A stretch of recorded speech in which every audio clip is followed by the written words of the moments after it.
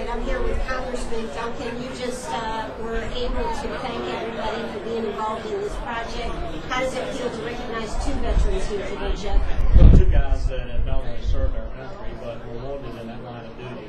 To pin a Purple Heart on them, you know, I tell them, you saw me talking with each one of them. Every Purple Heart I've ever been on, I've said I'm not worthy to win this medal on you, but I certainly appreciate you letting me be a part of this, and I certainly thank you for your service to our country, and God bless you. That's from the heart. This is how I feel.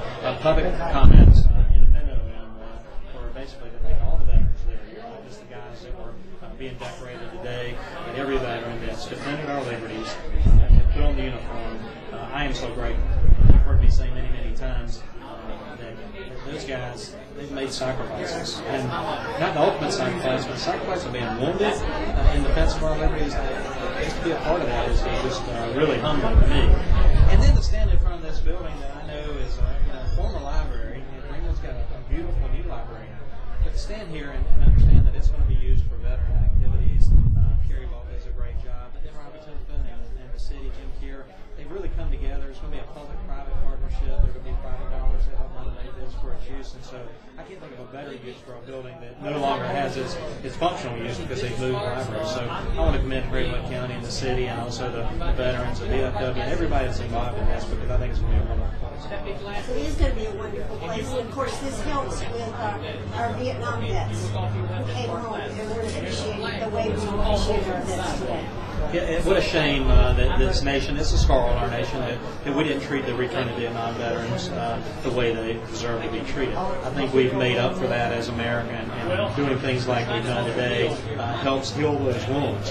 And we've learned those lessons. I think that folks that are coming back from Iraq and Afghanistan or even the southern Philippines or wherever they're fighting terrorism in this war, I think we've learned we're supporting those guys, and we need to do more. I need to make sure that our country is very vigilant in the fact that these guys are returning from Iraq as that drawdown happened in December, or from Afghanistan as the drawdown continues, and we recognize that. We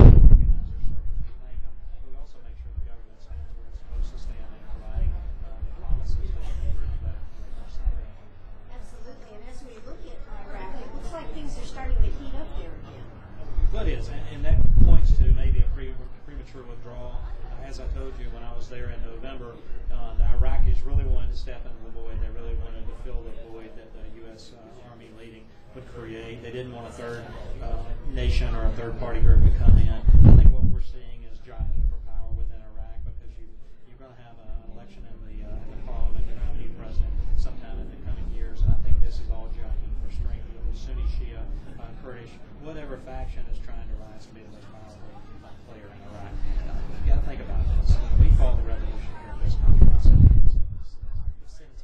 The law Constitution was adopted. Our country really started getting up to speed. So Iraq's going to feel some of those growing pains as well. My prayers are for the Iraqi people that they'll do that. I want to see more people holding up that purple finger knowing that they cast their vote. For freedom. There's free elections, and that they have a voice. That they have self-governance. That's the ultimate goal in Iraq is that the Iraqi people have self-governance. Absolutely. And speaking of that, the president the other night in the State of the Union, said that he wanted to take at least half of the funds that we would not be using for the military because we would not be fighting any wars and use that towards the infrastructure. What do you think about that, Jeff?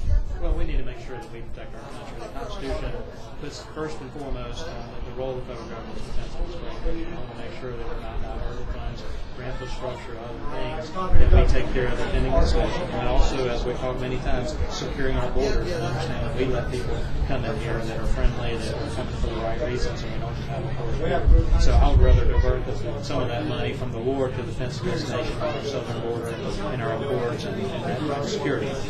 Beyond that, I'd rather see us start paying back some debt. We're $15 trillion in debt, and let's continue the infrastructure work and other things. So it's a great campaign speech, and I won't delay it any longer and just say that I want to make sure that we do a constitutional government. And one more thing.